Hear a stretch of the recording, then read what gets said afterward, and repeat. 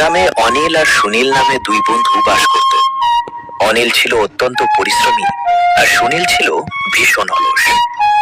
একদিন এক সাধু বাবা গ্রামের পাশ দিয়ে যাচ্ছিলেন। অলস সুনীল তার কাছে বড়লোক হওয়ার সহজ উপায় জানতে চাইল। সাধু বাবা তাকে একটি জাদুকরি পাথর দিয়ে বললেন, 7 দিন এই পাথর যা ছোঁয়াবে তাই সোনা হবে, কিন্তু সূর্যাস্তের পর এর ক্ষমতা চলে যাবে। পাথর পেয়ে সুনীল ভাবল, হাতে তো 7 দিন আছে। সে কাজ ফেলে রেখে আলস্যে দিন কাটাতে শুরু করলো। অনিল তাকে সতর্ক করলেও সে শোনেনি। 7ম দিনে যখন সে লোহা কিনতে বের হবে, তখনই শুরু হলো প্রচন্ড ঝড় বৃষ্টি। সুনীল ঘর থেকে বের হতেই পারল না। অবশেষে যখন ঝড় থামলো, ততক্ষণে সূর্য ডুবে গেছে। পাথরটি তার ক্ষমতা হারিয়ে সাধারণ একটি কালো পাথরে পরিণত হলো। অলসতা মানুষের সবচেয়ে বড় শত্রু।